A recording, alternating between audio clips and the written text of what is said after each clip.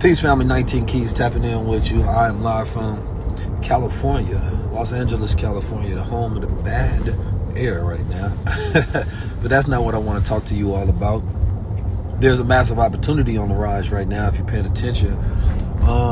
Donald Trump is taking office, right? And he has executive orders that are going to be hidden, and being in position is more important than watching the positions as they go up. So I want you all to pay attention to that. And I will be jumping off the blueprint for the positions that I will be taking and the strategies that I'll be taking going into 2025 under the Trump administration. Now, I want to talk about this title a little bit up here that says TikTok is the American dream. That is not clickbait. I actually mean that. Now, I want to get into why I believe that is true. The reality of it is that 45 to 50% of the users, right, are under 25, right? They're the Gen Z, right? And then it's starting to see an increase in them being the millennials on the TikTok app. Now, as TikTok continues to increase in popularity, more and more older people are starting to utilize it as well. But the reason that it is considered to be the new American dream is because this is where people were able to go on there and their algorithm allowed them to become famous, right? And you can start off as literally a janitor and you can gain popularity and even start to gain some measure of wealth as you start to get paid on TikTok, right? Now, this is why it's actually dangerous to keep it and to ban it. Because America hasn't provided a clear alternative to the fact that the World Economic Forum has put out the jobs data and said that 87 million jobs will be displaced. They would be displaced, of course, because of automation, robotics, right? And then they said that 97 million new jobs will be created, specifically that in the influencer fields and in content creation in the care economy. Right, care economy, because we have an aging population of people, so they need more people to take care of them. Therapy, things that won't be so easily automated by machines. Right, I've been talking about this part for the last 10 years now, working to get us prepared for this. So, as we looking at TikTok allowed people to be able to afford assets as the continued price of assets continue to be out the reach of the average American person. Right? As TikTok continues to be out of reach, there's going to be an issue of people being able to afford, right, a home, afford cars, right, afford just the basic quality of living. The quality of living in America continues to decrease, right? Less job access create instability in the economy. So young people was able to go over TikTok and they said, oh, I can create my own job. So when the WEF put out the report that 97 million new jobs will be created, they say created because they don't exist yet. And this is something that I've been teaching for the last 5 years now. I even spoke last year at the New York School District, teaching the teachers and the principals of how to shift when it comes to educational models, because a lot of the education that they're learning is becoming outdated. So 50% of black wealth goes towards school debt. So we go get a degree that's outdated, put us further in debt. So if anything, the school pipeline is not increasing the wealth of the black community, it's actually decreasing the wealth of the black community. And mostly not just because of the school debt, but because of the trades and the skill sets that we learn while we in school, right? A lot of these things that people who are good graded students in school become terrible at shift and adaptability and resilience. Because they have used to be informed in institutions that tell them what to do. And based on that performance, they get good grades, right? And they passed. And now you live in a time where you have to be adaptable, right? And you have to learn how to manage yourself for yourself. You have to save yourself, quite literally. So in this shifting age, they say the traits, of course, that would be the best ones are creative intelligence, adaptability, resilience, data analytics, right? These are things that we have not always been the best at. Now, the creative generation has. The younger generation who didn't go to school, who didn't automatically get their brain rotted from the train of thought that they were taught to speak on and think on, they started utilizing social media like myself and the people that got on TikTok, and they start winning. Who knew that you could become one of the greatest food what's they called? Not testers, but what's the Keith Lee? You're gonna be like Keith Lee and create your own job to where you're going across the world just eating food. But if you study the trends on how people absorb entertainment and content, you should have understood that. Now, that was a job that was created that did not exist, that gave him a career set to be one of the most popular human beings on the planet at this point in time. TikTok did that. Now, TikTok is specifically very popular because it has the best algorithm out of all social media platforms. And it's a refreshing algorithm. So it's not so much of which next platform we go to just jump, because none of them have the algorithm that TikTok has. They mastered the game and they created the best out of everybody. That's why people wanted to use it in the first place. So, but what becomes the problem is the fact that people are utilizing it, and what it's creating is anxiety for the creatives, because the creatives started to build their lifestyle around it, start making money on TikTok. Now, a lot of things on TikTok I think are extremely low level, right? I see people that just on there all day doing the like versus battles to try to get coins and making dumb videos and pranks and things of that nature. But at the end of the day, they're able to make a living and provide for their children. So if they got to go do some clown level activities to be a provider, they don't mind that trade-off, right? And if you're not providing, it's kind of like the same thing. A lot of those kids may have been in trouble, selling drugs, doing all kind of different activities out in the streets, right? I done seen gangsters quit the streets and become TikTokers, doing reviews, you know what I mean? Doing dances and telling stories. You know what I'm talking about? Like, TikTok changed the world in a completely different way that no other platform had did at the time. So you might not like what they're doing on TikTok, but you have to think about the alternative that they might have been doing with their energy. So at one point in time, when you tell them to stop doing something, you have to give them a replacement. Otherwise, it creates chaos. So you have to bring order. Now, the problem with this is the fact that this anxiety that continues to feel the creative of having an unsustainable outlook on the future based on not being able to control your IP, right? Not being able to control your data and not being able to own your community. What this shifts towards is thinking about Web3. Web3 and the whole entire idea of Web3 was decentralized applications and decentralized internet. So instead of coming on Instagram where they limit my reach to 200 people, right? Well, I got 1 million followers on here. That doesn't make sense. I should be able to reach at least 20% of my audience, 10% of my audience.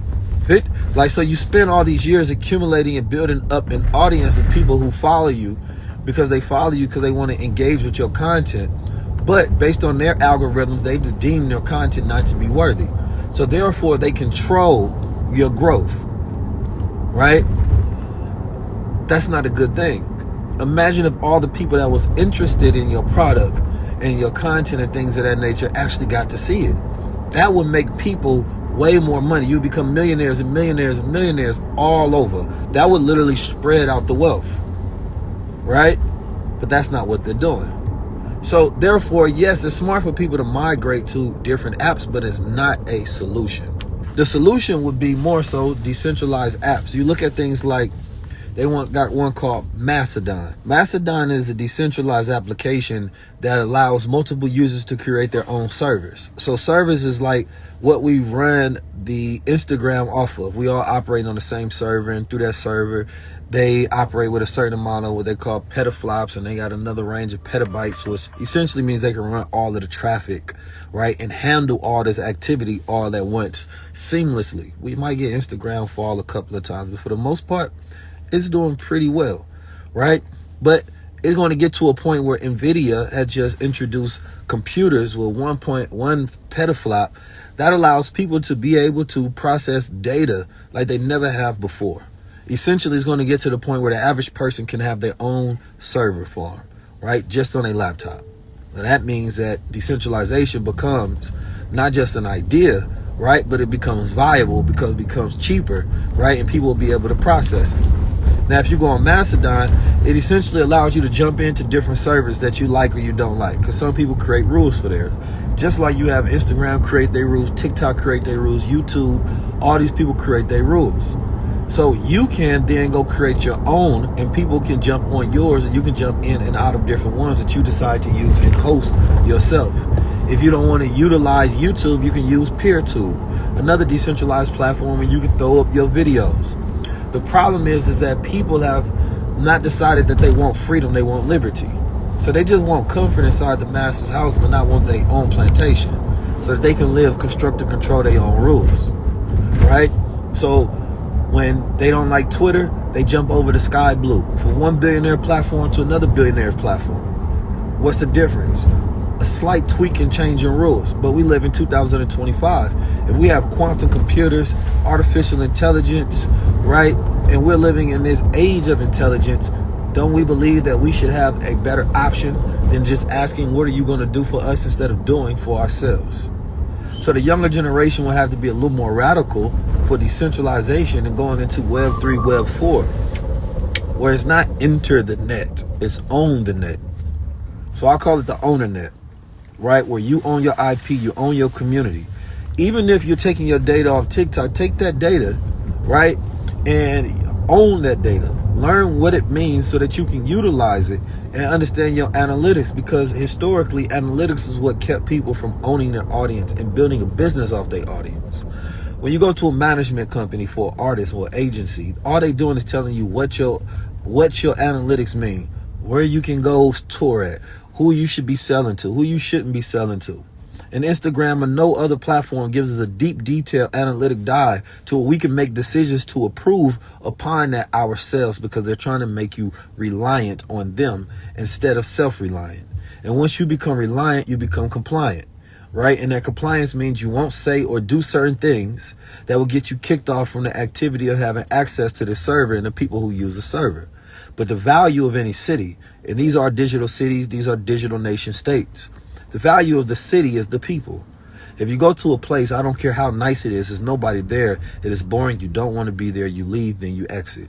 You go to a party, it can be built up and look amazing on the inside, but nobody's there, it's lame, I'm gone. It is the people. And you are the party, but you have not learned how to take your power just yet. So the goal now, I want to work together, right, of building, number one, a digital city. That is the first goal. We have a digital city that we build. A digital city that becomes a digital country, right? And inside that, we will then establish a pipeline to creating a physical city or physical country. How do we do that? A decentralized city, in a sense that if you think about Soho House has memberships to where you can buy into that membership, have access to it, right, over a year time. They have houses all across the world. So if you in New York, you can go to their house, you can eat there, you have memberships. Some of them have gyms, right? They have hotels attached, you get discount member rates. There's rules in there that you have to follow. You have to be compliant, otherwise you get kicked out. So that makes sense, right? Now when I'm in, I can be all the way in Paris, and then I can go to that Soho House, and there's other members in there in that app, and I can see people that are citizens of that. So if we do the same thing to where we create digital cities, right, and everybody's tapped into the high level city, right, just throwing out a name. So now we have the ability, no matter where we go around the world, to have access to that. So you started off with a digital city. Y'all buy physical assets, you acquire things, and instead of you having to own them individually, you have access to them, because the world is going towards the access economy instead of the owner economy. As things become more expensive, you won't be able to own anything, right? In the future, young children are not going to be able to buy them a car. Ride sharing will be the norm. You won't be buying your car, because also they're going to look towards eco-friendly and more sustainable things. And if we're in LA right now, where the weather or the air quality is bad, I should be wearing a mask, I'm inside a car, but the air quality is bad. So if the air quality is bad, then we're adding to that with the emissions of the cars, right? So they say, well, let's decrease the amount of traffic that's on the street. So the younger generation said, well, we think about the existential crisis of going through a massive extinct event, to where we're looking at the fact that we're destroying the resources of our planet Earth, and that's having a terrible effect on the quality of life. right? They want to live in harmony with animals. Don't you know one of the biggest issues with emissions is cows, right? They pollute the earth because of the amount of cows we have. Then you got to look at their manure and the gases that is produced from that. We don't want to talk about it because then people will have to change their diets, right? But the younger generation won't be eating that way anymore because they're going to think about being stewards of the earth. So I think about that mindset shift and how that changes the way we do things. So now we're at this point where the shared economy is going to be about having access, and I believe that access will be better if it's not owned by the elites, but it's a collective ownership and you have access over one thing or the other. So that's why right now we want to increase the membership to the high level club, right? So that our members are growing and growing and growing. And then eventually we can start having meetings about what we want to buy, right? You can create homes on top of lands that is incentivized with decreased tax, right? And then you can build out these small little city hubs all around the US and then eventually around the world, right? These will be safe and creative spaces that people can have access to. That's the vision for the future that I see. As somebody who has a massive amount of influence, I want to utilize it in that capacity. So I want you all to be a part of it, right? So make sure you join High Level Club. That's different from the Wealth Strategy Club. The Wealth Strategy is what we start talking about crypto, what to get in, what positions to buy into, getting access to some of our weekly growth calls, because if you want to become more resilient and more creative during this age and have a shifting mind towards resilience, you should definitely be a part of our coaching calls week to week, where we're picking a different subject that helps you grow in your mind towards the new shift, right? Somebody say, what are the pitfalls? Well, we can get into all of that. There ain't no pitfalls. You know what I mean? Why would you build something with the pitfalls in mind? Now, you build thinking about what's the detriment of not doing it more so, because we know what the pitfalls are of the current cities that we have. Now, Donald Trump is taking office, and if you're not looking at and paying attention to what's going on with XRP and the landscape around it, if you're not looking at what's going on with Sweet Chain and the blockchain and the Solana chain and all these new cryptos and blockchains that's popping up, listen, you have to have your own blockchain. Then there's another last thing that I'm gonna be talking about February 7th. I need all of you all to be in the building February 7th.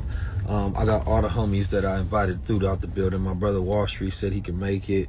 My brothers EYL said they can make it. I talked to Master Investor previously. I'm gonna see if he's making it through. I called my brother Joey Badass and ASAP Ferg and really everybody, the high level alumni, you feel me, to be there at the show February 7th. So make sure you get your tickets in. If you're in New York, tell somebody, get their tickets now.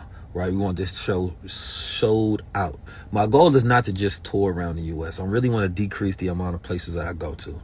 Right, I want to have times to where the people that's showing up are the citizens of this new frontier that we building out. Right, I'm not trying to just go around and waste all my time, because I can stay at home and make money if that's what I want to do. When I come to a city and I come to a place, that's because I want to meet the people, build with the people, network with the people. Right, each one of these events, beyond what we're talking about, and we are going to get into AI, we are going to get into crypto, we are going to get into the blueprints for the future of the social shift in the mind. You go to 19keys.com/tour. If no matter where you are, if you're in Chicago, fly to New York. You do not want to miss this. No matter where you are, get your tickets now, screenshot so I can repost. Right, bring a friend, tell a friend you want to be there. I'm inviting everybody that I know, because I want this to be a day where we are able to plan our future. We don't have enough times where we get to do that. It's detrimental times right now. And if you don't see the play that's being ran right now, you're a fool. You know what I'm saying? And I know you all are not fools, because that's why you tapped in over here in the first place. Right? This is not a money play. This is a control the culture liberation play. You feel me? And the 1% ruling class is where we go. You know what I'm talking about? And I'm talking about our ruling class, the new ruling class, the new 1%, those who control their own future. You feel me? So come tap in. It's going to be some really good deal flow inside the building. The people that I invited, I mean, I'm talking about some real high-level human beings will be there. I'll be dropping a list of the people that are confirmed to come throughout the week as well. And if By the time I drop that list and the tickets sold out, that's gonna be on you to be like, damn, Keys, you got any more of those? And I'm gonna be like, nah. I'm saying you gonna be scratching like this. You got some more of those? You got some of them tickets? Call me. You feel me? Oh man, so make sure y'all tap in. I'd love to see y'all at the show. It's gonna be powerful. I can't wait to share my thesis with you. Another thing that we ain't shared yet, I'll share with you all, but we just got doing a partnership with Cheat Code, where they will be giving out free gifts to everybody that come to the show, right? I will be announcing what those gifts are, but everybody that comes will be able to receive them. So we waiting on those packages to come in, and it's gonna be powerful. So you definitely do not want to miss. We have a couple more announcements that I can't say yet, but we're going to be announcing everything throughout the week next week. So please pay attention, stay tuned, grab your tickets. It's about to be one of the ones. Peace, family.